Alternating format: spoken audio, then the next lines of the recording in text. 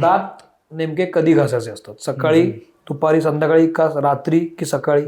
कधी घासायला पाहिजे दात? दिवसातनं किती वेळा? जनरली आपण 2 वेळा म्हणत असतोय, खरं ते 2 वेळा कुठलं की रात्री झोपण्यापूर्वीचा वरती जास्त फोकस झाला पाहिजे, रात्री झोपण्यापूर्वी. बर. आता आपण जसं म्हटलं मगाशी लाळेचं महत्व वगैरे म्हटलं किंवा सेल्फ क्लिन्झिंग ऍक्शन, तर ती ऍक्शन मंदावलेली असते रात्री. लाळ गिळण्याचं प्रमाण, साफ करण्याचं प्रमाण, मग त्यावेळी आपली ओरल कॅव्हिटी एकदम क्लीन, हायजिनिक असावी, जेवढे झोपायच्या आधी ती मायक्रो clean ऑर्गॅनिझम असावी. वगैरे सगळे कमी असावेत. म्हणून आणि brush दिवसभरात करून जे झोपायचं आधी. खाल्ल्यानंतर जे काही अडकलेले असतील सगळं क्लिअर. किंवा काही गोष्टी त्या सगळ्या स्वच्छ असतात. एवढं लॉंग पिरियड आपल्या आता ते सेल्फ क्लिन्झिंग ऍक्शन थांबणार असते, त्यामुळे रात्रीच्या ब्रशवरती जास्त फोकस पाहिजे. बर. आणि त्याच्यानंतर सकाळचं मग असं पण म्हणू शकतो आपण की काही ब्रेकफास्ट वगैरे सगळं झाल्यानंतरच. हा, झाल्यानं तुम्ही तुमच्या आमच्या रेग्युलर दिनचर्येला तुम्ही तडा नाही. दिलेला. आता म्हणजे कसं आहे, तुम्ही आता रात्री ब्रश केलाय, राईट, तुम्ही आता झोपून उठलाय, काय गरज आहे ब्रश करायची? म्हणजे आहे काय गरज? नाहीये. चांगली थुंकी तयार झाली, क्लीन माउथ आहे, सलायवा चांगला तयार झालाय, पाणी प्या ना, तो पोटात जाईल, किंवा तुमचं आवश्यक डायजेशन काही चांगलं होईल ना. मायक्रोफ्लोरा म्हणतो, कॉमन सेल्स म्हणतो, किंवा तो फ्लोरा त्यावेळी थोडा आहे जास्त. तर पूर्वीच्या आहे. लोकांना आपल्या सवय आहे की ते अनुवशपोटी सकाळी पाणी प्यायचंय, कोमट पाणी किंवा नॉर्मल पाणी. तर ती बेस्ट सवय आहे, ती आधी पिऊन घ्यायचंय. त्याच्या आधीच ते घालवायचं नाहीये तोंडातून, बर. ते पिऊन घ्यायचंय आणि मग नंतरच्या काही गोष्टींनंतर ब्रश म्हणजे सकाळी रात्री ब्रश केलाच पाहिजे, पण रात्री तर आणि केलाच त्या पाहिजे. केलाच पाहिजे. आणि मी तर मुलांसाठी आवर्जून सांगेन की स्कूल मधून आल्यानंतर त्यांच्याकडून कंपल्सरी ब्रश किंवा क्लिनिंग करून घ्या, कंपल्सरी करून घ्या.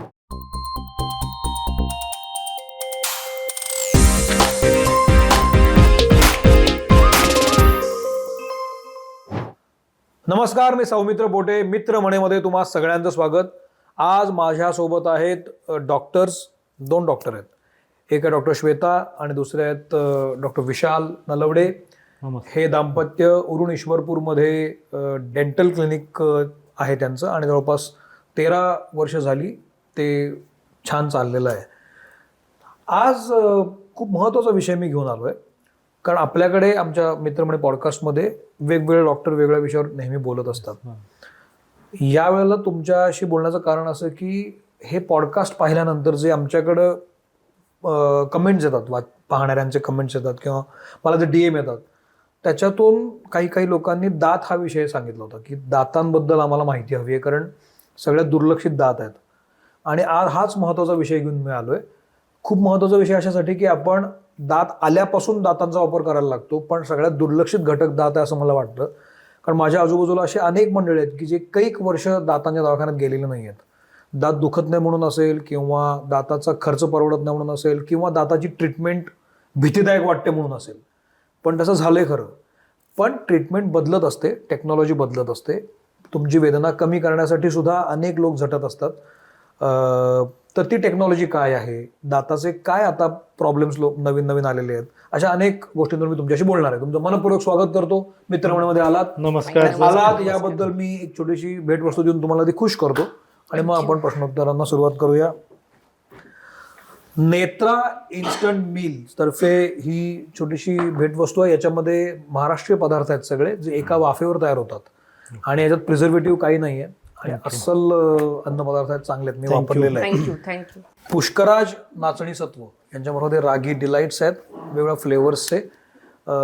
पुष्कराज नाचणी सत्व हे महाराष्ट्रात फेमस आहे आणि नाचणी सत्व असल्यामुळं कोणीही खाऊ शकतं, बनवायला सुद्धा सोपा, यातही काही केमिकल्स नाही आहेत, तर तुम्ही हेही वापरू शकता. सो पुष्कराज आणि नेत्रा यांचे प्रॉडक्ट्स तुम्हाला हवे असतील तर मित्र मणेच्या डिस्क्रिप्शन बॉक्समध्ये, या व्हिडिओच्या डिस्क्रिप्शन बॉक्समध्ये आम्ही ते दिलेले आहेत, तुम्ही तिथून ऑर्डर करू शकता. शिवाय आता देत असताना स्क्रीनवर ह्याचे कॉन्टॅक्ट डिटेल्स आलेले असतील, तुम्ही त्यांच्याशी संपर्क साधू शकता. हे दोन्ही प्रॉडक्ट्स मी वापरलेले आहेत, मला ते आवडलेले आहेत. तुमचं स्वागत. Thank you sir. थँक्यू. सुरू करूया. जसं मी आता म्हणालो की दात हा खूप महत्त्वाचा घटक आहे, सगळ्यात दुर्लक्षित आहे, कारण कैक वर्ष लोक दवाखान्यात जातात. मी गेलो नाही खूप वर्ष, कारण मला काही प्रॉब्लेम आलेला नाही. मी तेव्हाच दवाखान्यात जातो जेव्हा दात दुखायला लागतो किंवा दातांचा काहीतरी प्रॉब्लेम होतो वगैरे वगैरे. तुम्ही आता जवळपास 13-15 वर्ष प्रॅक्टिस करताय आणि सरांची स्पेशालिटी आहे वेडेवाकडे दात जे असतात ते सरळ एका लाईनीत आणण्याचं काम ते करतात आणि मॅडम पण त्यांना यशस्वी साथ देतात आणि दोघांचं काम उत्तम चालू आहे. पहिला प्रश्न हाच आहे की सगळ्यात आपण त्याकडे लक्ष देत नाही, फार दवाखान्यात फार जात नाही. तुमचा अनुभव काय आहे? वयाच्या 2 वर्षापासून दात येतात हं, पण त्याच्याकडे बघितलंच जात नाही. खरं आहे. ते असं वाटतं की हा दिलेत दात, चला दिलेत दात, दिलेत तर वापरू. वापरू कधीतरी वापरू असं करत त्या लहान मुलांना काय ते दात म्हणजे तुम्ही दुधाचे दात काय वापरून देत नाही ताई वडील, होय. काहीतरी म्हणजे एकदम म्हणजे त्यांना कसं आता आपण तिदर देतो लहान मुलांना. हं. म्हणजे अलीकडे काय द्यायला चालू केले त्यांनी तिदर म्हणजे प्लास्टिक टाईप सॉफ्ट असते, जेली टाईप असते किंवा आणि काहीतरी चांगलं असं तिदर. नाही, तिदरच्या ऐवजी तुम्ही त्यांना काकडी किंवा ऍक्च्युअली खरं दिलं तर लक्ष पण दिलं पाहिजे की कसं खाते किंवा काय. जसे दात येतात त्यांना चावायची इच्छा होत असते तर तुम्ही 100% काहीतरी खाण्यातल्या वस्तू त्यांना चगळायला दिल्या पाहिजेत. त्यांना अनावधानानं सॉफ्टच गोष्टी दिल्या दिल्या जातात जातात, आणि त्यात त्या पण softच त्यांना खात आवडत जातात. असतात, बर. त्यांना पण खायला सोपं वाटत असतं आणि ते तसंच कारण फॉर ते एक्झाम्पल जेवढं कन्व्हिनियंट आहे तेवढं लोकांना आवडतं. बरोबर हे आहे. नॉर्मल आहे, माणसाचा स्वभाव आहे. आणि पुन्हा आयतं आहे. आयतं आहे. एकदा ते घेतलं की दिलं की विषय संपला. संपला. काकडी त्याच्यामुळे पत्र्यात चिरत बसा, ती बाजारात आणा, कोण करत बसणार. हा. पण मग या वेळेला अशा तुम्ही अगदी बरोबरच बोललात, इथून जे सुरुवात होतं ना आयतं खाण्याची ती पुढं सवयच लागते. हो. तुमचा अनुभव काय सांगतो की तुम्ही आता इतके वर्ष क्लिनिक चालवताय, दुर्लक्ष असतं आणि मग ऐन वेळेला काय प्रॉब्लेम झाला की लोक तुमच्याकडे येत असतील, जो हाताबाहेर जात असेल, तुमच्याकडे येणारे पेशंट्स किंवा तुमच्याकडे ज्या ट्रीटमेंटसाठी लोक येतात, तुमचा अनुभव काय आहे?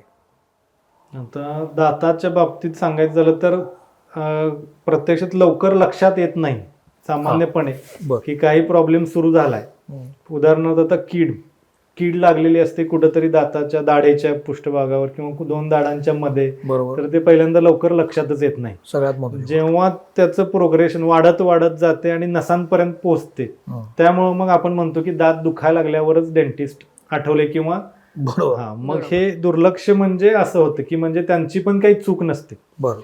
चूक कुठे होते की त्यांनी आपण जसं म्हणतो की रेग्युलर चेकअप झाला पाहिजे, तिथं चूक होते की म्हणजे रेग्युलर चेकअप जर असेल तर ती कुठंतरी Identify कानाकोपऱ्यात होईल. लागलेली कीड लक्षात येईल आणि त्याची ट्रीटमेंट होईल, म्हणजे वेळीच ट्रीटमेंट होईल. करेक्ट. दुसरा फॅक्टर आपण बोलला जसं की कॉस्ट फॅक्टर वगैरे, मग जेवढ्या लवकर लक्षात येईल तेवढं त्याचं खर्चाचं प्रमाण म्हणजे ते दुरुस्त करण्याचं ते सुद्धा कमी मग असेल. याच्यात माझे 2 प्रश्न आहेत. एक, रेग्युलर तुम्ही दात दाखवायला आलं पाहिजे, हा पहिला प्रश्न तुम्ही आता बोलला. बरोबर. तर म्हणजे कधी आलं पाहिजे? म्हणजे 1 महिन्यात एकदा आलं पाहिजे का 4 महिन्यात एकदा आलं पाहिजे का वर्षात एकदा आलं पाहिजे? काय त्याला काही क्रायटेरिया आहे का? एक 6 महिने ते वर्षभर असं आपण ठेवू शकतो.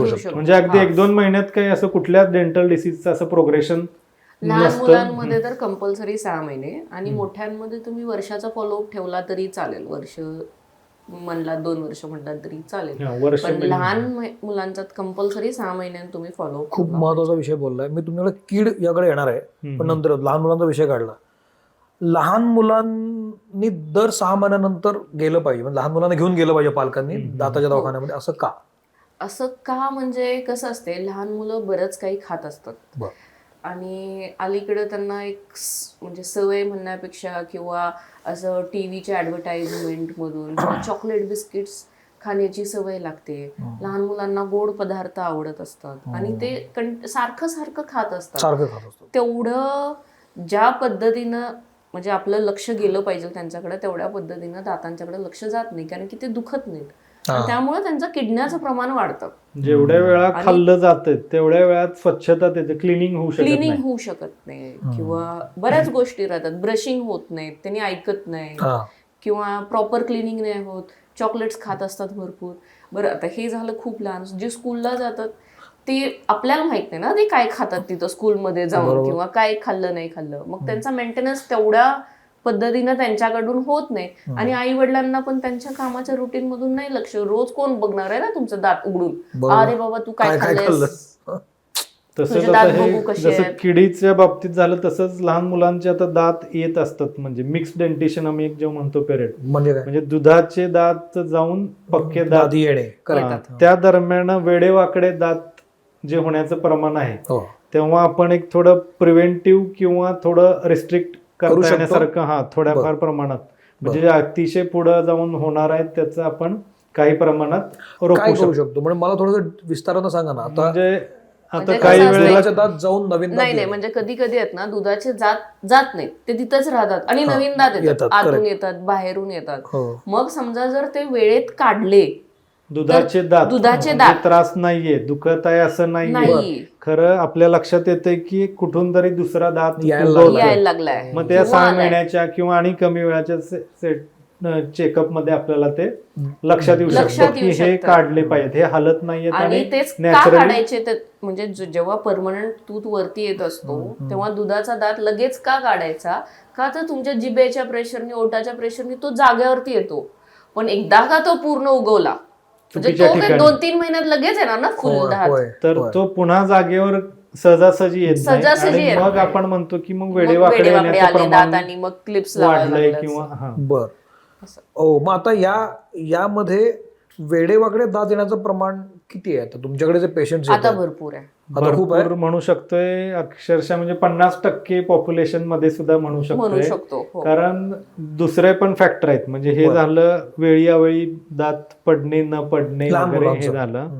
त्याच्या जोडीला जॉ साईज डिस्क्रिपन्सीज म्हणजे जबड्याचे साईज छोटे होतात आणि टूथ साईज मोठे असं मिसमॅच होऊ असं शकतं. होतं? गर्दी दातांची हा, तो क्राउडिंग म्हणतो आपण बरं. की एकावर एक डबल दात आहेत म्हणतो आपण किंवा गर्दी आहे तर ते पण प्रमाण वाढतंय बर की दात सामावून घ्यायला एक हाडाची लांबी कमी पडते. बर आणि त्यावेळी बऱ्याचदा आमच्याकडे हे वेडेवाकडे दातासाठी येणाऱ्या पेशंटचे आम्हाला काही उपदाडा ज्या चांगल्या आहेत त्या काढून मग ते मग सगळे एका treatment लाईन करायला मध्ये लागतं. बसवावे का लागतात. तर जागाच नाही ना Arrange त्यांना करावे पाठीमागं लागतात. पण मग घ्यायला. हे जे वेडेवाकडे दात येतात हे फक्त तोच एक कालावधी असतो का दुधाचे दात जाऊन? नाही नाही नाही ते कधी नाही. वेडेवाकडे होऊ ते शकतात पुढे सुद्धा काही सवयी असतात समजा जशा की जशा आता तोंडाने श्वसन घ्यायची सवय म्हणजे ते असते. काय त्यांनी सवय लावलेली सवय नसते म्हणजे काही कारणांनी तर त्यांना मग काय सवय कारण लागते. असतं काही हेरिडेटरी असतात किंवा स्केलेटल तशी रचना असते ज्वाची की ते अपाट राहतात. पण तुम्ही आता बोललो त्याच्या जोडीला नाकाचे सुद्धा काही विकार असतात की एअरवे त्यांचा ब्लॉक राहतोय, सतत त्यांना सर्दी राहते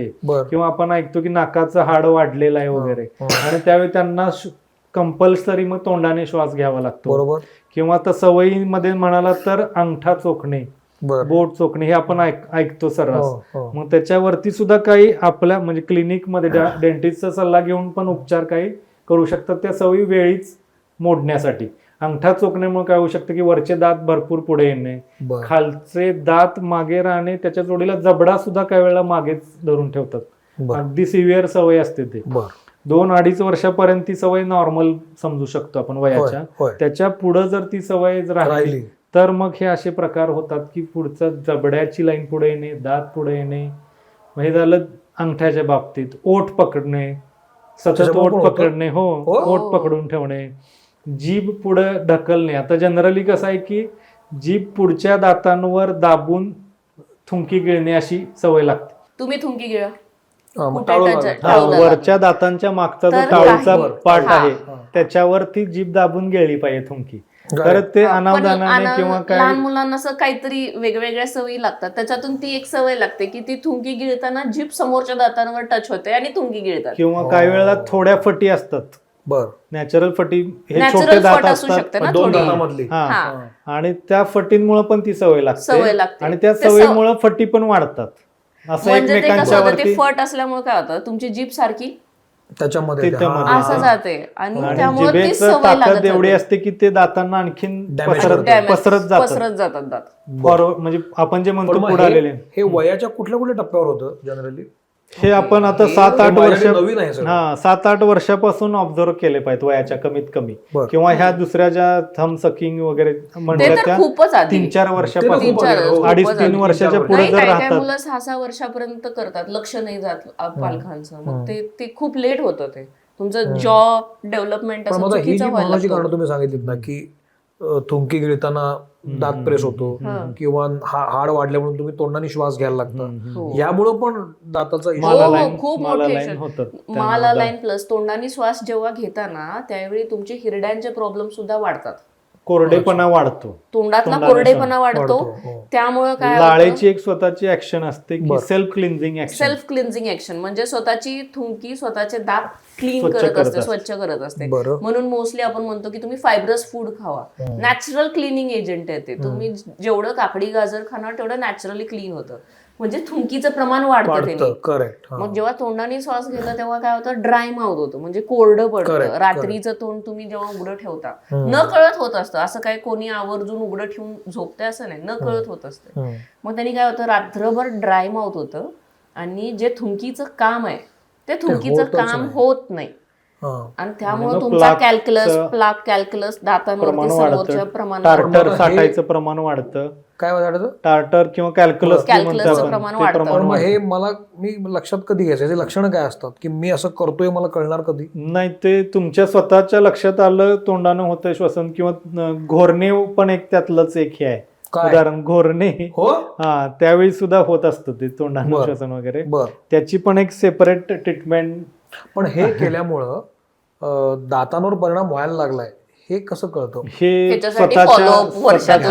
स्वतःच्या लक्षात येणं अवघड असतं. ते म्हणून डॉक्टर लागतो. क्लिनिक मध्ये आल्यानंतर म्हणू शकतो की बाबा मला दुसरी कुठली सवय किंवा नाही. ज्यांना स्वतःच दातांचे आवर्जून आरशात बघून ब्रश करायची सवय किंवा दात बघायची सवय, त्यांना लक्षात येते अरे माझ्या दातांमध्ये काहीतरी साठत चाललंय. ते सुद्धा बऱ्याचदा असं होतं की आतल्या बाजूला जास्त साठतं. बरोबर. नॉर्मल आरशात बघणाऱ्यांना सुद्धा आणि त्यातले 70% लोक असे असतात की 60 पण मला काय होत नाही, ते तर जा लेट इट गो.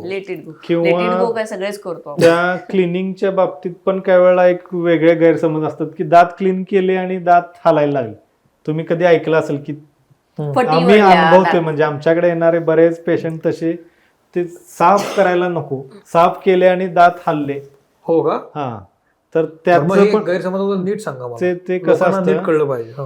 एक ठराविक प्रमाणापर्यंत तो प्लाक साठलाय किंवा कॅल्क्युलस साठलाय तर तो कॅल्क्युलस आणि प्लाक म्हणजे सॉफ्ट डिपॉझिट, म्हणजे कसं असतं ते पिवळसर थर जो सॉफ्ट आहे पिवळसर थर तो सॉफ्ट आहे तो प्लाक. प्लाक आणि त्याचं कॅल्सिफिकेशन झालं की कॅल्क्युलस, म्हणजे कडक क्षार जे साठतात वगैरे म्हणतो आपण, तसंच ते क्षार. पण तो कडक थर येलो असतो का? येलो ब्राउनिश असू शकतो.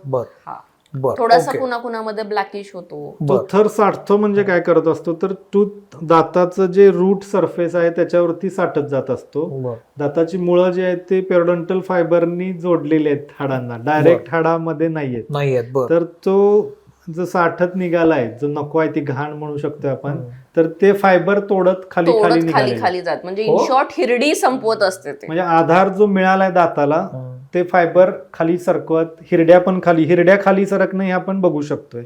मग तेच आत काय होत असते तर ते फायबरनं तोडत निघालेलं आहे. एक ठराविक 20-30% पर्यंत त्याचं प्रमाण रूटच्या उंचीच्या असेल. होत असताना दुखत नाही? दुखत नसतं अजिबात, म्हणूनच लक्षात येत नाही ना. आणि मग त्यावेळी थोडं 20-30% आणि तुम्ही क्लीन करून घेतले, आपण क्लीन करून घेतले, डेंटल अल्ट्रासोनिक स्केलर आहेत, हँड स्केलर असायचे, आता अल्ट्रासोनिक स्केलर वगैरे आहेत बऱ्याच वर्षापासून, तर त्याचं काही साईड इफेक्ट नसतो, हलणे वगैरे. तिथं नवीन ब्लड सप्लाय होऊन त्या हिरड्या पूर्ववत व्हायला तयार होतात. पण इनिशियल स्टेज मध्ये 20-30%, 20% जास्तीत जास्त म्हणू शकतो क्राउन, म्हणजे जी रूटची हाईट असेल टोटल त्याच्या.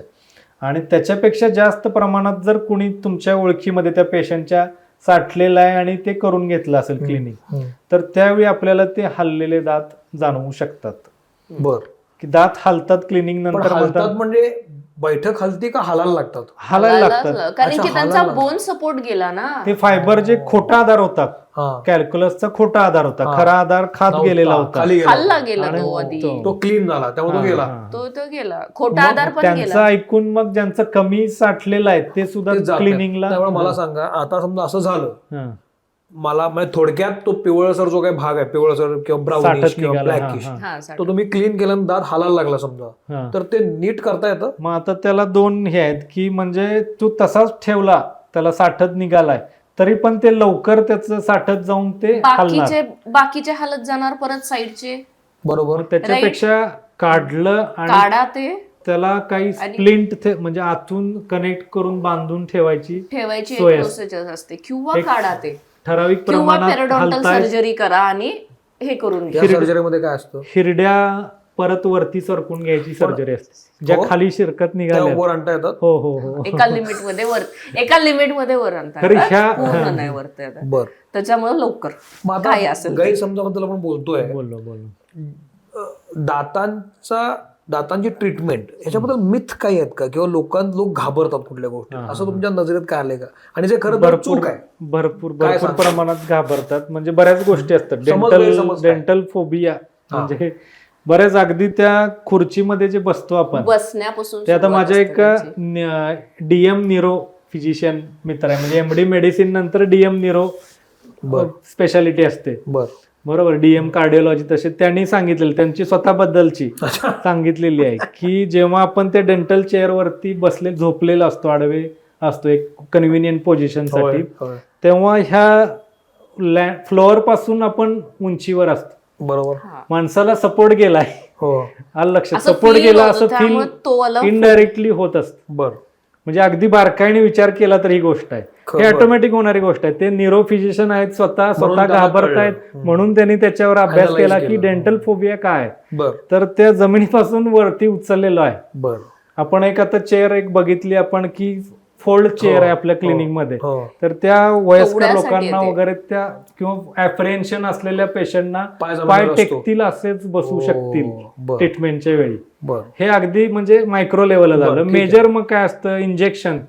अगदी आपण लहानपणापासून अगदी मुलांना भीती पण टुचू करतील असं सांगत हो अगदी. मग आता ते दंडामध्ये इंजेक्शन घेतो, हे घेतो, तरी घाबरत असतो. आता तर ते परत दातात. तोंडामध्ये घ्यायचंय, गालामध्ये घ्यायचंय म्हटल्यावर ते भीती वाटणं, मग वाटतेच ना. दुखणं म्हणजे त्याचं प्रचंड असणार आणि ते मला नको असणार, अगदी खरी आणि गोष्ट. त्याला अल्टरनेटिव्ह शोधत असतात. बरोबर. म्हणजे आता आपण सर्दी खोकल्यासाठी गेलोय डॉक्टरांच्याकडे, 2 दिवसात कामावर परत जायचंच आहे आणि इंजेक्शन, खरं याला काय एक गोळी खाऊन बघूया, बरोबर. हे करूया, असं टाळायला डेंटल ट्रीटमेंट बरोबर. बघत असतात. आणि सगळ्यात महत्वाचं म्हणजे काय की दंडात इंजेक्शन वगैरे मी सहन करू शकतो, असं एक फिलिंग दातात असतं. कोण हा, लढाई हा, नाही. हा. मग काय पर्याय काय असतो त्याच्यावर? पर्याय आता बरेच त्याच्यावरती चालू असतं की म्हणजे ज्या सुया वापरल्या जातात त्या बारीक बारीक गेजच्या आल्या. म्हणजे पूर्वी आपण ब्लड घ्यायला जी निडल वापरतोय ती बरेच मोठी गेजची असते, ब्लड डोनेशनची अगदीच मोठी असते, फास्ट ती जावे म्हणून. मग दंडातले किंवा इंजेक्शनची त्याच्यापेक्षा बारीक. आता याच्यातले आणखीन 26 म्हणजे गेज वाईज बोलायचं झालं तर 26, 27 गेज, असं जसं गेज नंबर वाढेल बरं. तसं त्याचं साईज कमी कमी होत होत जातो. जातो. बर असं आता तर त्याच्याही पुढे अगदी 30 गेज पर्यंतच्या पण निडल आहेत बारीक केसासारख्या, बर. की जे प्रिक होणार आहेत ते अगदी मग बारीक प्रमाणात व्हावं. तुमच्याकडे ते इंजेक्शनचे काय ते सांगा ना. त्याच्या आधी म्हणजे आता मी हे इथं यायच्या हो, आधी हो. खाली त्यांच्या हॉस्पिटलमध्ये गेलो होतो, क्लिनिकमध्ये.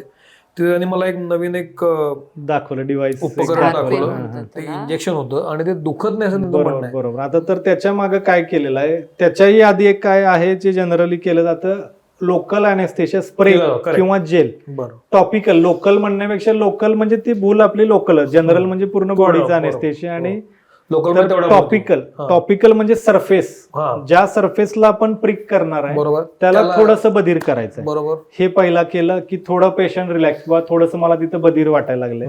आणि त्यानंतर त्या डिव्हाइसचं वैशिष्ट्य काय आहे की स्लो डिलिव्हरी सिस्टीम आहे. म्हणजे आता मी जर हँडनी द्यायला लागलोय, आम्ही म्हणजे जेव्हा डिव्हाइसच्या आधी पण आम्ही असं काळजी घेतो की अगदी स्लोली करूया म्हणजे जे सोल्युशन जायचं स्पीड आहे तो अगदी कमी असावा. जेवढा कमी स्पीड तेवढं कमी कळूया. बरं. मग ते माझ्या बोटाला वगैरे लिमिटेशन आहे, बरोबर आहे. किती वेळ मी किती ते करणार. बरोबर. मग ते डिव्हाइसचं वैशिष्ट्य असं की 60 सेकंद, ते देत राहतं. 90 सेकंद असं त्याचे प्रोग्राम आहेत. म्हणजे त्याच्यात सुद्धा हा तेवढ्या स्लोली ते डिलिव्हर होणार ते फक्त प्रिक करून धरून ठेवायचं आहे. एक सुदिंग साऊंड पण येत राहतं त्याच्यातून. तो कोण आणि ऐकणार? तो अगदी शांत वातावरणात तो ऐकणार आणि त्यात सुद्धा थोडा इफेक्ट होणार, आणि प्लस ते हळू डिलिव्हर करत राहणार, पण पेन कमी होणार डेफिनेटली. हे झालं इंजेक्शन बद्दल. म्हणजे आता मला त्या निमित्तानं कळलं की इंजेक्शन पण असे आहेत की दुखत नाहीत. आणखी मिथ्स काय असतात, लोक कशाला घाबरतात किंवा काय? मग ते साऊंडचं एक असतं, म्हणजे तो जो आमच्या एअर रोटर म्हणतो आपण, जे ड्रिल करायसाठी जे मशीन असतं कॉमन, त्याचा एक भरपूर स्पीडने ते फिरत असतं. त्याला डायमंड बर जोडलेले असतात, दात एकदम हार्डेस्ट सबस्टन्स आहे बॉडी मधला, त्याला ते ड्रिल करायचं किंवा किडीला करायचं आहे. करेक्ट. तो नॉईजचं सुद्धा असतं. मग तो सुद्धा अगदी सायलेंट जेवढा येईल, किंवा सक्शन चालू असतं आमचं जे, त्याच्यात सुद्धा कमी नॉईजची मशीन आलेत. म्हणजे लाळ जी साठते किंवा त्याच्यातून पाणी जे येते कुलंट म्हणून ते साठते, ते बाहेर हे करायला केलं जातं. सक्षम असतात. बर तर ते सायलेंट आलेले आहेत की कमीत कमी आवाज यावा, बर किंवा ते ऑपरेटरीच्या बाहेरच्या बाजूला बसवण्याची पण काही वेळा सोय आलेली आहे बर. की तिथून ते काम चालू असणार आणि इथं ते नॉईज जेवढं कॅन्सलेशन, Noise ते cancellation, भीती त्याची आवाजाची सुद्धा असू शकते. पण काही लोक अगदी ते कानामध्ये हेडफोन अगदीच म्हणजे ते वेगळ्याच, तर मग आमच्या इन्स्ट्रक्शन काय बाबा, जी इकडे गे आ कर हे टाळू ते ऐकून येत नाही त्याला. ते बरेच आहेत. मग मुलांना पुढे हे लावून द्या, कार्टून लावून द्या वगैरे, म्हणजे थोडक्यात पण लहान पेनची मुलांच्या भीती. नाही पण त्याच्यात लहान मुलांना जेव्हा आपण कार्टून लावण्यापेक्षा इंटरॅक्शन जेवढं करतो. जास्त हा तेवढं त्यांना जास्त involve चांगलं. करून म्हणजे घ्यायचंय, in त्यांना short काय, सांगायचंय. त्यांना ट्रीटमेंटचं इम्पॉर्टन्स कळतं. आपण जे काय करतोय किंवा आपल्याला ही ट्रीटमेंट का करावी लागली ह्याचं पण त्या लहान मुलांना इम्पॉर्टन्स कळतं. टीव्ही बघत केली की त्यांना कशाचंच इम्पॉर्टन्स नाहीये, काहीच True, नाहीये. true. पण ठीक आहे, तरी सुद्धा तुम्ही दाखवू तो शकता. पण नाही असं मेथड आहे, नाही. मोबाईल दाखवत त्यांचं आहे. अगदीच लहान मुलं आहेत त्याच्यात एंगेज त्याच्यात राहतात. engage राहतात. आपण तर साधा दाखवा. तर चुकीची मेथड आहे ती, खाताना दाखवतोय मोबाईल, मोबाईल हो, हो. हो. ते तर त्यांचं खूप लक्ष इथं चुकीचं आहे, नाहीये, खूप चुकीचं त्यांचे आहे. ते काय म्हणजे पचन किंवा हे इथून सुरू होते. काहीच होत जसं नाही. आपण काय- चळवळ सुद्धा होत हा, नाही. हा, नाही, हा. जसं आपण म्हणतो अभ्यास करताना तुम्ही कॉन्सन्ट्रेशन पाहिजे तुमचं, बरोबर. तुम्ही मोबाईल बघत टीव्ही बघत होणार आहे का अभ्यास? नाही. नाही. का? तर तुमचं ब्रेन आणि मन दोन्ही काम नाही करणार. ट्रू. हा, तसंच जेवताना सुद्धा तुम्ही जर मोबाईल बघत जर मुलाला चारत असाल किंवा तुम्ही स्वतः बघत असाल तर दोन्ही काम कसं होणार? नाही होणार ना. पण या तुमचं लक्ष पाहिजेलच बरोबर. त्या खाण्यामध्ये, आणि तर ते व्यवस्थित तुम्ही चावणार, व्यवस्थित पचन होणार. सगळ्या गोष्टी थुंकीचा- पुढच्या नीट होतील. बरोबर. म्हणजे परत फिरून आपण दातावर येतो. जर सलाईवा जर चांगला निर्माण झाला तर तर ते दात पचायला चांगले मदत क्लीन होईल. होणार ना. पचन आपण म्हणतो की म्हणजे पोटामध्ये पचन संस्था म्हटलं की आपल्या डोळ्यासमोर पोट आतडे, येतं. पोट, नाही, जठर, त्या गोष्टी. 70% तोंडात होतं. तर इथून सुरुवात होणार आहे. लाळेमधले जे काही घटक आहेत की त्या योग्य प्रमाणात मिक्स झाले पाहिजेत. बरं. आपण म्हणतो 32 वेळा दात चावला पाहिजे. 32 वेळा म्हणजे सांगायचा उद्देश काय की जास्त वेळ चरवण झालं चरवण झालं पाहिजे, पाहिजे. योग्य मला पद्धतीने झालं तुमचा पाहिजे. तुमचा प्रमाण- मुद्दा कळला. म्हणजे चरवण आणि पचन समजलं इथून सुरुवात. आणि दातांबद्दल मला काही गोष्टी कळल्या. आता ट्रीटमेंट सुद्धा बदलली हे पण मला कळलं. पण आता बाजारामध्ये आपल्या दैनंदिन जगण्यामध्ये दात आणि स्वच्छतेबद्दल काही गोष्टी बोलल्या जातात. या रील्समुळे असू दे किंवा इंस्टाग्राममुळे असू दे, व्हॉट्सअप युनिव्हर्सिटीमुळे असू दे, अनेक गोष्टी. तुम्ही मला त्या चूक की बरोबर, आणि चूक असेल तर बरोबर काय हे सांगा. एक, दात कोरणे असतं ना, आपण टूथपिकनं दात कोरतो, दातात काय अडकलंय तर ते किती बरोबर आहे आणि किती चूक आहे? नाही, चूक आहे, एकदम चूक आहे. ते त्याच्यासाठी आपल्याकडे छोटे छोटे प्रोक्झा ब्रश म्हणतात त्यांना. बरं. टूथपिकच्या ऐवजी छोटे ब्रश असतात, ब्रिसल्स असतात. एकदम टूथपिक सारखी साईज असते, त्याला बारीक ब्रिसल्स असतात. ते बरं. क्लीन, म्हणजे ज्या भागात अगदीच नाईलाज आहे की बाबा तिथं अडकलेले आपले ब्रिसल ब्रशचे वगैरे जात नाही, कशासाठी वापरता ना, अडकलेलं अडकते ते ते काढायला, बरोबर. काढण्यासाठी, राईट. कोरणं वगैरे जे अगदी हार्ड, म्हणजे असे पण बघितलेले आहेत, माझे मित्रच आहेत, चांदीचं कोरणं बनवून घेतलेलं आहे. चांदीचं कोरणं बनवून घेतलेलं आहे. खरं हिरड्यांचे एवढे तक्रारी, हे हार्ड गोष्ट हिरड्यांना डॅमेज करू शकतं आणि ते न कळत होत असतं. तुम्हाला तेव्हा उद्देश एकच की मला ते अडकले, इरिटेट करते आणि ते काढायचं, काढायचं. आणि त्यावेळी तिचं काय डॅमेज होतं. जो काय त्याच्यातून साध्य करायचंय ते तर साध्य काय होत नाही. कारण की फक्त मोठी गोष्ट अडकलेली त्या कोरणेने निघू शकते. प्रॉक्झा ब्रश इज बेस्ट सोल्युशन. अगदी आणि छोटे floss. ब्रिसल आहेत, ते कुठे मिळतं? कुठल्याही ते मेडिकल कुठल्याही कोणत्याही मेडिकल मध्ये मेडिकल मध्ये मिळतात. इझिली अवेलेबल असतात. आणि टूथपिक ही तो चूक आहे. कीड लागल्यानंतर घरच्या घरी काढता येते? नाही नाही नाही नाही, कीड घरच्या घरी नाही. तुम्ही कीड लागून देऊ शकत नाही. म्हणजे कीड लागलीच तर तुम्हाला लक्षात आली की बाबा कीड लागली, ही इनिशियल स्टेज आहे, तुम्ही डॉक्टरांच्या जाऊन आला तर तुम्ही फ्लोराईड टूथपेस्ट यूज करून किंवा असतात क्रीम्स असतात कॅल्शियम ह्याच्या, तर त्या वापरून तुम्ही ती कीड त्या वाढण्याचं प्रमाण लेवलला ठेवू शकता. वाढू नये म्हणून तुम्ही तो प्रयत्न करू ऍक्च्युअली शकता. उपाय नाही. म्हणजे ऍक्च्युअली दिसलंय तर ते काढून त्याला फिलअप करणंच योग्य योग्य आहे. आहे. पोस्टपोन होऊ शकतं ते, म्हणजे पुढे वाढत निघालंय, त्याचा वेग बरं. कमी होऊ शकतोय. बरं. खरं ते करून ठीक आहे. घेणं दात सगळ्यात घासणं मला कळलं. ब्रश आपण करतो ना, दात आपण ब्रश करतो, तो ब्रश कुठला वापरायला पाहिजे? हार्ड ब्रश वापरायचा, सॉफ्ट ब्रश वापरायचा, हार्ड medium तर मोस्टली वापरायचा? वापरूच नाही ब्रश. म्हणजे आपले दात काय टॉयलेट बाथरूम नाही, घासा घासा घासा घासा. I know. हा, नॉर्मल तुम्ही जेवण असं काय खाता ना, तर नॉर्मल सॉफ्ट आणि मीडियम Brushes हे वापरावे. म्हणजे ब्रश वापरा तुम्ही. बरं. सॉफ्ट तर मोस्टली डॉक्टर तुमच्या डेंटिस्टला विचारून वापरा. बरं. नॉर्मल सगळ्या लोकांनी मीडियम वापरला तरी बेस्ट आहे. बर हा. आणि आता नवीन जर विचारलात तर इलेक्ट्रिक ब्रश आहे तुम्हाला. त्यांना काय होतं का खरंच? चांगला आहे तो हो ब्रश. का? एवढंच की कोणाला जर कुठल्याच टेक्निकनी नाही घासायचा आणि निवांत घासायचा आहे तर धरून बसा असं निवांत. पण होतं का साफ? हा होतं ना. मुलांनी तुम्हाला वापरावा technique नाही तो? जमलं? मुलांनी वापरावा तो? हा लहान वापरा. मुलांनी उलट वापरावा? वापरा. एवढंच की जर मुलं तुमची टाइम देत असतील ब्रश करायला तर वापरा. कारण की तुमच्याकडून जर होत नसेल त्यांच्यासाठी सुद्धा नवीन असल्यासारखं वाटतं ते मशीन आहे. बरं. वापरा. चांगलं क्लीन होते. बरं. ते ऑसिलेटरी मोशन्स असतात, व्हायब्रेशन्स असतात. चांगलं आहे याच्यामध्ये करण्यासाठी. पेस्ट कुठली वापरायची? आता अनेक पेस्ट आलेल्या आहेत, त्यापैकी जनरली कुठली पेस्ट वापरली गेली पाहिजे? जास्त फेस येणारी की फेस न येणारी? ओके, तसं नाही सांगू शकत, पण एक सांगू शकते की ज्याच्यात फ्लोराईड कंटेंट आहे बर. ती टूथपेस्ट तुम्ही वापरली तर चांगली आहेत. अनेक टूथपेस्ट आहेत मार्केटमध्ये अब्रेसिव्ह कंटेंट कमी असते, कमी असलेली म्हणजे हार्ड निंग पण ज्यातलं ते मेन्शन केलेलं असतं त्याच्यावर. मेन्शन असते की केलेलं सिलिका असतात त्याच्यात. बर ते कमी असलेलं वापरायचं त्याचं. बर बाकी जास्त हार्ड वापरू नये. बर. आता तुमच्याकडे, तुमच्या दवाखान्याकडे येतो, क्लिनिककडे येतो, तुमच्याकडे जे पेशंट्स येतात त्यांचं काही केस स्टडीज सांगाल का मला, की तुमच्या लक्षात राहिलेल्या केस स्टडीज, की तुमच्याकडे एखादा पेशंट आला होता, त्याची एखादी चॅलेंजिंग काही ट्रीटमेंट तुम्ही केली का? तुमच्याकडे ते चॅलेंज होतं पण तुम्ही ते करून दिलं, किंवा अमुक एखादी महिला आली असेल आणि तिला हा प्रॉब्लेम होता दाताचा जो तुम्ही क्लिअर करून दिला? आता वेड्या वाकड्या दातांमधला एक केस आहे, तर ऍक्च्युली चॅलेंजिंग केस आहे त्याची. त्याचे दात आतमध्ये हिरड्यांमध्ये आतमध्ये घुसत होते. बर. म्हणजे त्या चॅलेंजिंग केससाठी जसे डॉक्टरचे पेशन्स गरजेचे आहेत तसे पेशंटचे पण पेशन्स गरजेचे खूप आहेत. जास्त. माझं अजून का नाही झालं, माझं अजून का नाही झालं. नाही, शरीर आहे ते, त्याचे मुवमेंट्स, त्याची ट्रीटमेंट काही स्लो होऊ शकते पण कव्हर होते. मग त्याची छोटी गाठ होती तिथं टाळूला, आणि ते काय आहे म्हणून पेशंट ऍक्च्युली आलेला की बाबा हे काय म्हणजे ट्युमर आहे का काय आहे. तर नाही, ते काहीच नव्हतं. ते काय झालेलं, त्याचे खालचे दात, त्याचे वेडेवाकडीची ठेवण एवढी म्हणजे थोडी जास्तच खराब असल्यामुळं खालचे दात वरच्या टाळूत घुसत होते. बापरे. आणि कॉन्स्टंट इरिटेशननी तिथली हिरडी फुगलेली. बापरे. कॉन्स्टंट इरिटेशननी. बर. हा, मग त्याच्यावरती सोल्युशन हा गाठ काढणे नव्हता. त्याच्यावरती सोल्युशन त्याचे दात हे वरती टाळूत परत घुसू नये म्हणून प्रिकॉशन घ्यायची, अशी रचना त्याची करायला पाहिजे होती. बर. आणि मग ते आपोआप सॉल्व्ह होणार. ऑर्थोडॉन्टिस्टचा रोल स्टार्ट ते होतो. फाइंड आउट केलं पहिल्यांदा की कशामुळे आहे. ट्रॉमा फ्रॉम ऑक्लुजन आम्ही म्हणू शकतो त्याला. म्हणजे ते ऑक्लुजन म्हणजे एकमेकांना टेकण्याची पद्धत जी आहे ती, तर ती पुढच्या दातांची अशी होती की ते टाळूला इतकं इरिटेट कॉन्स्टंट, आणि ते सुद्धा त्यांच्या लक्षात येत नव्हतं.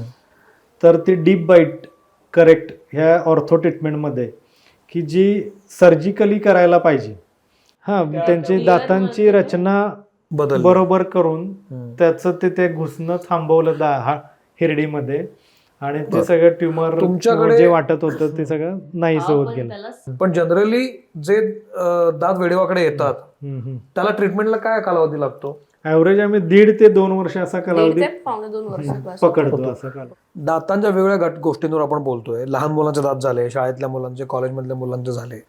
दात घासायचे कसे असतात हे तुम्ही सांगितलं.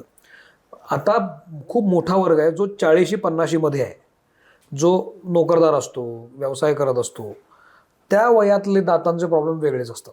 हो. तर ते काय प्रॉब्लेम असतात आणि त्याला पर्याय आता 40-50 आपण जायच्या आधी एक ना, आता जे न्यू कॉर्पोरेट जॉब्स करतात किंवा नवीन मुलं जी तयार होतात त्यांना एक सवय आहे आजकालच्या ट्रेंडमुळं, माचा पी, कॉफी पी, असं खूप कॉन्स्टंट स्वीटनर्स चालू असतात. किंवा काही तुमचं असं कॉफी पिलात तर आपण कसं कॉफी एक टाइम आता आपण पिलो राईट, मग त्यांचं कॉफी मग असतात जे की ते कंटिन्युअस पित असतात.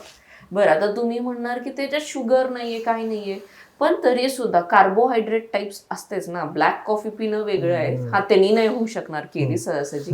पण तुम्ही कॉन्स्टंट कॉफी, माचा, चहा हे ते पित असाल तर त्यांनी तुमचं दाताचं इरोजन वाढतं आणि 100% तुमच्या केरीजचं प्रमाण वाढणार.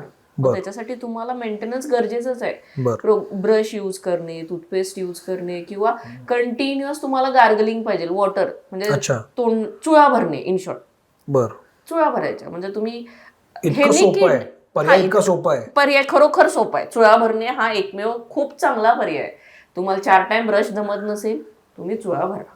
एकमेव. लहान मुलांना मी तर म्हणेन, छोटी मुलं आहेत जसं तोंडात पाणी घ्यायला शिकतात तशी त्यांना चूळ भरायला शिकवा. प्रत्येक घासानंतर त्यांनी चूळ भरून पाणी पिऊ दे. 1 नंबर. किडण्याचं प्रमाण खूप कमी कमी येणार. आणि चॉकलेट बिस्किट तर देणंच अवॉइडच आहे, देऊच नका. आणि पण मग आता आपण मोठ्या सेक्टरमध्ये जर गेलो म्हणजे 30, 40, 50 पर्यंत, आता व्यसनाने दात किडणं किंवा जरी व्यसन नसेल तरी त्यांचं खाणं फार इरेग्युलर टायमिंग, त्याच्यामुळे होतो इरेग्युलर टायमिंग. कारण की कसं होतं, तुमचं स्नॅक टाइम वाढतं ना, त्यामुळे तोंडात जे कार्बोहायड्रेट आपले राहतात किंवा बारीक पार्टिकल्स अन्नाचे वगैरे जे तोंडामध्ये राहतात, त्याच्यामुळे ऍसिड फॉर्मेशन व्हायला लागतं आणि मग दाताचं इरोजन व्हायला चालू होतं. मग किडीचं प्रमाण वाढत जातं. आता जसं सुरुवातीला सांगितलं की तुमची थुंकी काम करते क्लिनिंगची. जर तुमच्या थुंकीचं काम कमी झालं म्हणजे थुंकीच कमी तयार व्हायला लागली, मग थुंकी कधी कमी होते, तुम्ही सॉफ्ट डाएट खाता त्यावेळी थुंकीचं प्रमाण कमी होतं, कारण की तुम्ही चावत नाही जास्त. बरोबर. मग थुंकीचं प्रमाण कमी व्हायला लागले की दातांच्या मध्ये अन्नकण साठा आणि one thing led to another. मग सॉफ्ट ड्रिंकचा किती परिणाम होतो दातांवर? खूप जास्त सोडा, कोल्ड ड्रिंक्स खूप डेंजरस आहे. तुमचे दात खूप खराब करतात, खूप. म्हणजे तुम्हाला कळणार पण नाही तुमचे दात एवढे कधी खराब झाले त्यांनी. Ice cold water, fridge cold drink पिणं किती? टेम्परेचरचा इतका नाही, डायरेक्ट डिफरंट आहे आणि पाणी डिफरंट. कोल्ड ड्रिंकचा मला कळलं की त्याचा प्रॉब्लेम आहे. कार्बोनेटेड जे ते वेगळं. गार गरमनी काय होऊ शकतं की तुमच्या ट्युब्युल्सना किंवा सेन्सिटिव्हिटी वगैरे एवढं जाणवू शकतं. कोणाच्या जर वरच्या लेअरची जास्त झीज झाली असेल तर त्यांना ते जास्त त्रासदायक होऊ शकतो. असं डायरेक्ट चांगल्या ठणठणीत दातांना इतका डायरेक्ट त्याचा काही. पण दातांमध्ये ते झिंझिनाट येत असते, आपल्या टीव्हीवर आता खूप जाहिरात बघतो. सेन्सिटिव्हिटी मग त्याला पर्याय असतो. ते दातांची झीज झालेली असते त्याच्यामुळे. एनामल जो लेअर आहे वरचा तो गेलेला असतो आणि त्याच्यानंतरचा जो लेअर आहे डेंटिन, त्याच्यातून ते सेन्सेशन पास होत असतात. मग ह्या पेस्टच्या जाहिराती ज्या येतात त्या बेसिकली काय करत असतात, ते ट्युब्युल्स ब्लॉक करत असतात. मग तो एक प्रायमरी हे झाला त्याला उपाय की ते ट्युब्युल्स ब्लॉक झाले डेंटेनल की तुम्हाला बऱ्यापैकी त्याच्यापासून सेन्सिटिव्हिटी मिळू शकते. आणि दुसरी गोष्ट, तुम्हाला सेन्सिटिव्हिटी होतेच का हे पहिला जाऊन दाखवलं पाहिजे. म्हणजे तुम्हाला जीभ झालीये किंवा कशामुळे झाले, कुठे दात किडलाय, ॲट्रिजन प्रमाणात पेक्षा जास्त का झालंय ते थांबवता आलं तर मग तिथून पुढे फर्दर जी झीज होणार आहे ती रोखता येईल. झीज ती प्रमाणात कंट्रोल करता येईल आणि मग सेन्सिटिव्हिटी त्या दुसऱ्या गोष्टींवर, पेस्टवर वगैरे जास्त अवलंबून राहावं लागणार नाही. 2 प्रश्न मला वाटतात. एक, त्याच्याही पुढचा जो वयोगट आहे, जो 60चा आहे, 70चा आहे किंवा 50-55 नंतरचा विषय जो आहे, तिथं जनरली शुगर तुम्हाला डिटेक्ट होते. खूप लोकांना हल्ली शुगर असतो, बीपी असतो. तर दाताच्या ट्रीटमेंटमध्ये हा किती अडचण असतो? नाही, पहिली गोष्ट तुम्ही घाबरू नये. बीपी शुगर आहे म्हणून दातच नेहमी काढला किंवा तसाच खराब होत राहिला तर सगळ्यात चुकीचं म्हणजे, जेव्हा बीपी शुगर आहे म्हणल्यानंतर तुमचा खराब दात जास्त इन्फेक्शन देतो तुम्हाला. इट्स बेटर की तुम्ही वेळेत तुम्ही ट्रीटमेंट करून घ्या. इन्फेक्शन व्हायची वाट बघू नका, कारण की एकदा इन्फेक्शन झालं की मग तुमची बीपी शुगर मग त्याला त्रास देणार. वेळेत जर रूट कॅनल केलं किंवा वेळेत जर ट्रीटमेंट केली तर कदाचित तुम्हाला बीपी शुगरचा काही प्रॉब्लेम नाही येणार. आणि दुसरी गोष्ट, जेव्हा तुम्हाला दात नसतातच, म्हणजे दात नाहीयेत किंवा तुम्हाला दात बसवायचे, म्हणजे अगदी जेव्हा खूप म्हातारा झाल्यानंतर, दात पडल्यानंतर बसवण्यापेक्षा तुमचे दात का पडलेत, एखाद दुसरा पडलाय त्यावेळेस तुम्ही रिप्लेस करून घ्या. सगळे पडायची वाट बघू नका. खाणार कशाने? एक पेशंट आहे की बरेच वर्ष त्यांचे दात नव्हते आणि समोरचेच तेवढे 4 दात, खालचे 4 दात, आणि आपलं त्याच्यावरती त्यांचं चाललेलं तसंच खातात. शुगर आहे, बीपी आहे, त्या भीतीनं पण आले नाहीत आणि त्याच्यावरतीच चाललंय त्यांचं. मग समोरचे पण हालायला लागले ना, आता ते पण हालणार एक दिवस. स्ट्रेस आला. मग त्यांना त्याचा स्ट्रेस आला की आता हे दात गेले तर मी खाणार कशाने, राईट. मग त्याचं भरपूर वेळ काउन्सिलिंग झालं की आता हे नाही ठेवू शकत कारण की ते हलतात दात, राईट. हे ठेवून आपण कवळी करू. आणि असंही तुम्हाला फक्त वाटते की बाबा माझ्या समोरच्या दातानं मी खाते, तुमची पचनक्रिया चांगली आहे का? नाही. तुमचं पोट साफ होतंय का? नाही. मग कसं म्हणता तुम्ही की तुम्ही दाताने खाताय? नाही. हे तर सगळे रिझन्स परत तयार व्हायला चालू झाले ना, दुसऱ्या आजाराला निमंत्रण देतात. पोट साफ न होणे, तुमची शुगर कंट्रोल नाही राहत. अरे जेव्हा तुम्ही व्यवस्थित चावणार त्यावेळी तुमचं पचनक्रिया चांगली झाली की शुगर आपोआप नॉर्मल येणारच. बरोबर. आणि ऍक्च्युली त्या पेशंटचा तसा रिव्ह्यू आहे की जेव्हा ते चावून खायला लागले त्यांची शुगरची गोळी कमी झाली. का तर तुमचं तोंडातलं काम चालू झालं. बरोबर. तुम्ही तोंडाने आधी कामच करत नव्हता. पुन्हा सगळं बिचारा ते सल्ला पोट किती काम करणार आहे. बरोबर.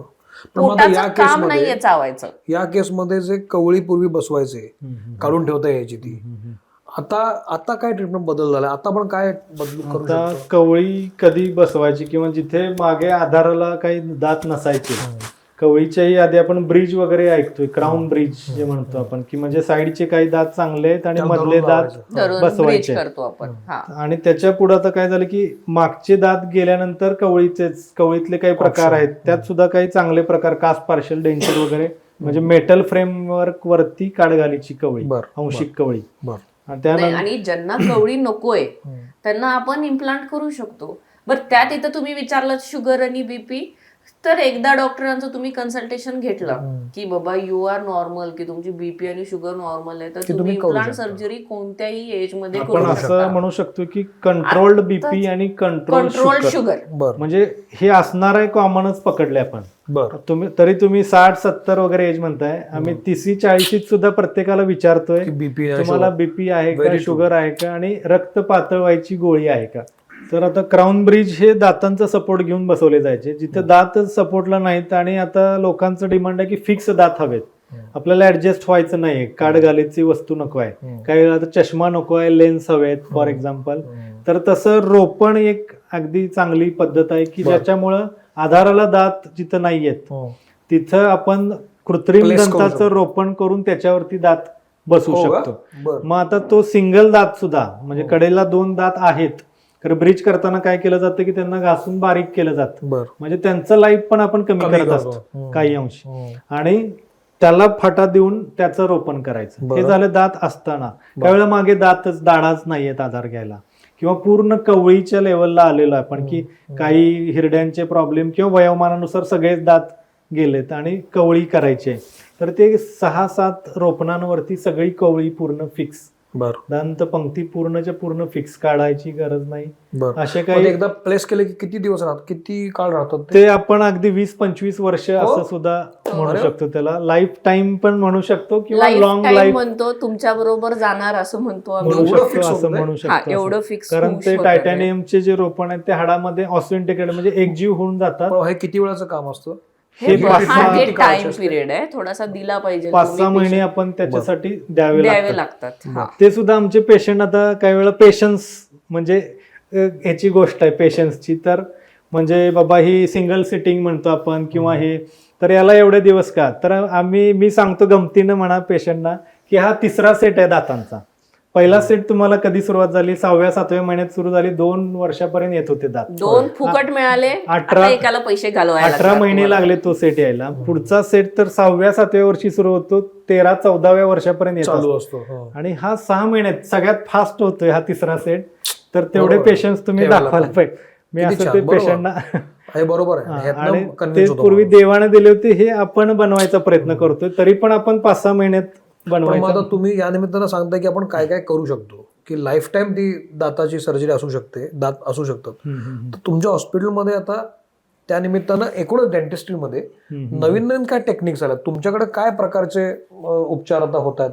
आता हे आता सरांचं जसं स्पेशलायझेशन ऑर्थोडॉन्टिक्स मधलं आहे, तर त्याच्यामध्ये ट्रीटमेंट आता मोस्टली कसे ब्रेसेस लावले जातात ना वेडे वाकडे दातांना, तर त्याच्यामध्ये जर तुम्ही विचारलं ऍडव्हान्स, तर अलायनर्स आलेत. अलायनर्स म्हणजे एकदम ट्रान्सपरंट, तुम्हाला बिलकुल दिसत नाही. जसं तुम्ही मगाशी विचारलं की आता समजा मॅरिड आहेत किंवा लग्न ठरते आता किंवा जॉब करतात, त्यांना दिसणं मॅटर करतं ना कॅमेराला. जसं त्यांचं तुम्ही profession. पॉडकास्ट घेताय, आता तुम्हाला आणि दिसणं तुमची मॅटर जर करतं. स्वतःची ट्रीटमेंट करायची फॉर करायची एक्झाम्पल, म्हणलं, for दात example. वेडे वाकडे आहेत, फटी आहेत, तर तुम्ही ते ब्रेसेस लावून नाही पुढे येणार आमच्या. बरं. तर त्याच्यासाठी इनविजिबल अलायनर्स, प्लास्टिक अच्छा, असं अलायनर्स, असतं. बरं. मग ते वापरून कुठल्याही प्रकारचे म्हणजे दात जे वेडेवाकडे असतील बरं. बाहेर असतील तर ते कसेही सरळ करता असतील. येतात.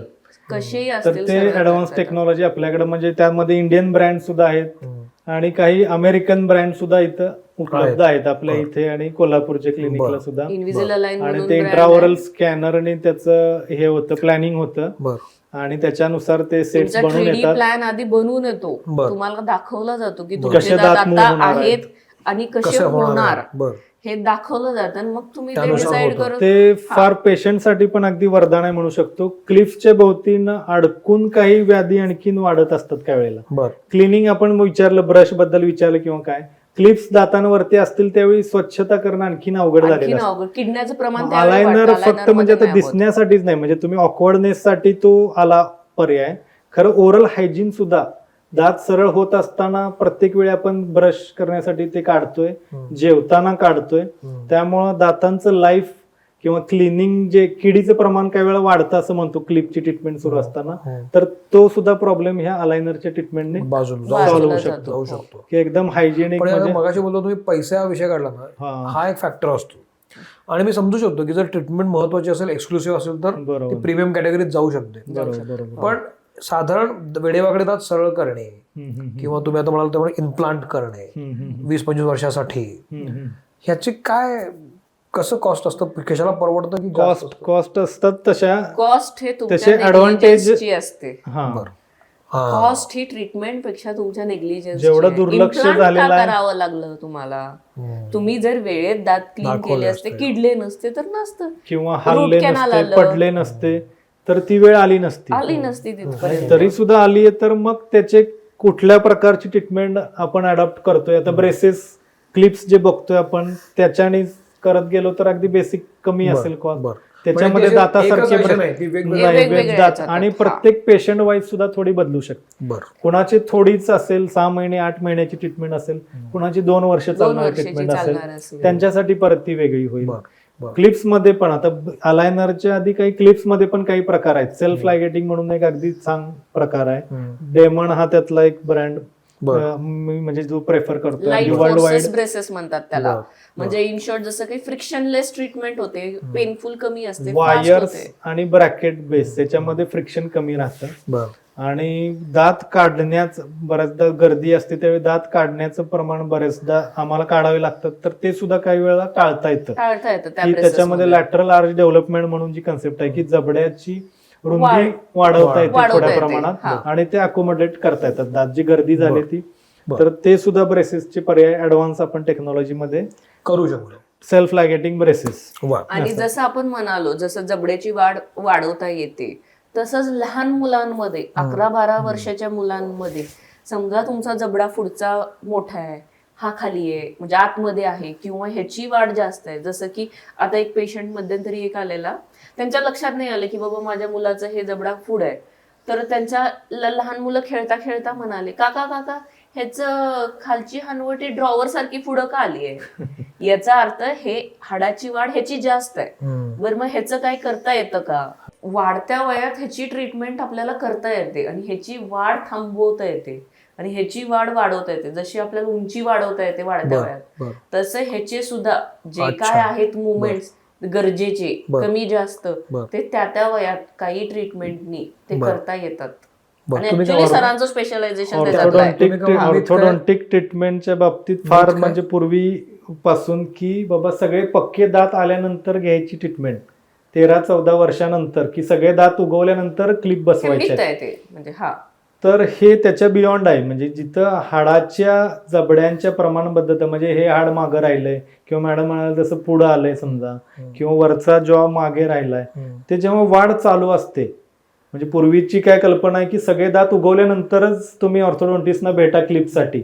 असं आता खरं नाही. माझं फार त्याच्यावरती फार फोकस द्यायला पाहिजे आजच्या पिढीने, पॅरेंट्सनी, बरं की जेव्हा जबड्याच्या हाडाची वाढ चालू आहे आणि त्यामध्ये परत मुलांमध्ये आणि मुलींमध्ये वेगळं वय येते. बरं मुलींमध्ये आणखीन लवकर, बरं. मुलींची वाढ आपण म्हणतो लवकर होते, हो. जसं ग्रोथ स्पर्ट जे असतात ते लवकर येतात.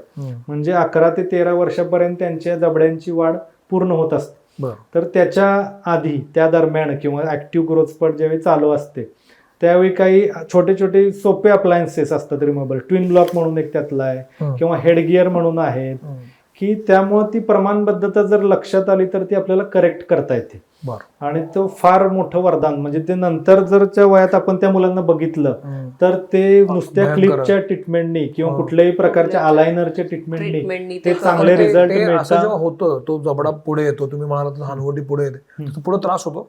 त्याचा हो दिसण्यामध्ये नक्कीच ना. चेहऱ्याचं हा, विचित्र दिसतं. विचित्र दिसणार एकदम. बरं. किंवा बऱ्याचदा हे माग पेशंट कंप्लेंट घेऊन येतात की वरचे दात पुढे वाढतायत, तर अच्छा. त्यावेळी प्रॉब्लेम असतो की ह्या जीवाची वाढ पुढच्या दिशेने झालेली नाहीये. ओ. मग ते जर तेच वाढीच्या आतमध्ये. वयात लक्षात आलं तर ते फार सोपी पद्धत अगदी आणि कमी खर्चाच्या बाबतीत जर म्हणाला तर ह्या क्लिप्स किंवा अलायनर्स पेक्षा त्याचा खर्च फार कमी असतो. म्हणजे मगाशी जे तुम्ही म्हणालात ना की लहान मुलांनी दर 6 महिन्याने एकदा डॉक्टरकडे गेलं हा, पाहिजे. तर हो, हो, त्यामध्ये हे त्याच्यासाठी आहे, किडीसाठी त्याच्यासाठी तर आहे, उगवण्याची जी चालली त्याच्यासाठी, आणि ह्याच्यासाठी हाडाच्या प्रमाणबद्ध वाढ होते का नाही हे बघण्यासाठी पण फार महत्वाचं आहे. फार महत्वाचं आहे. ऑर्थोपेडिक्स जे डिग्रीचं जे पूर्ण हे येतं, ऑर्थोडोंटिक्स अँड डेंटोफेशियल ऑर्थोपेडिक्स, तर त्यातला हा महत्वाचा पाठ मुद्दा आहे. ही करू शकतो. मग असं म्हणाल की परत लक्षात आलं आपल्याला तर करता येते का, तर ते कॉम्प्लेक्स गोष्टी आहेत. ऑर्थोग्नॅटिक वेळ जातो तसा सर्जरी, तो complex ऑर्थोग्नॅटिक सर्जरी Surgery, ते मग करता त्याला येते. सर्जरी वगैरे तर ते options आपण शक्यतो प्रेफर टाळू न शकतो. केलेलं बरं आहे, बरं की आहे. हे वाढीच्या वयातच ते करून घेतलेलं डॉक्टर चांगलं. विशाल आणि डॉक्टर श्वेता, मला आज खूप नवीन गोष्टी कळल्या. म्हणजे मिथ आणि आपण दैनंदिन जगण्यामध्ये दातांची घेणारी काळजी तर आहेच, पण त्याबरोबर इंजेक्शन पासून हे जे तुम्ही आता मला सांगितलं की वेडेवाकडे दात कसे लावणे आणि इम्प्लांट कसे काही केले पाहिजेत, हे जनरली आपल्याला माहीत नसतं, कारण आपण दाताच्या दवाखान्यातच जात नाही आणि आपल्याला माहीतच नसतं की आता काय नवीन झालंय. आता खूप गोष्टी बदलल्यात आणि आता उरण ईश्वरपूर सारख्या ह्या इथल्या भागामध्ये जर इतकं अत्याधुनिक यांचं क्लिनिक असेल तर निश्चित इतर ठिकाणी सुद्धा हा अशा प्रकारची टेक्नॉलॉजी वापरली जात वापरले असेल. जातात. डॉक्टरांचा दवाखाना कोल्हापूर आणि इतर 1-2 ठिकाणी सुद्धा आहे, हो. इथं सुद्धा आहे. तर या व्हिडिओच्या खाली आपण त्याचे पत्ते सुद्धा देऊया, जेणेकरून जर तुम्हाला संपर्क साधायचा असेल डॉक्टरांशी किंवा त्या क्लिनिकशी तर तुम्ही साधू शकता आणि थेट त्यांचा सल्ला घेऊ शकता. तर मी थांबतो. मनपूर्वक आभार, तुम्ही दोघांनी वेळ दिलात. तुमच्या काही शंका असतील किंवा काही म्हणणं असेल तर तुम्ही जरूर सोशल मीडियावर टाकू शकता, मला विचारू शकता, मी थेट त्यांच्यापर्यंत पोहोचवू शकतो आणि त्याला उत्तर देण्याचा प्रयत्न करू शकतो. इथं थांबतो. हा एपिसोड कसा वाटला मला जरूर सांगा. मित्रमंडळाला सबस्क्राईब करायला विसरू नका. भले ते घडो. Thank you doctor. Thank you doctor Shweta. Thank you.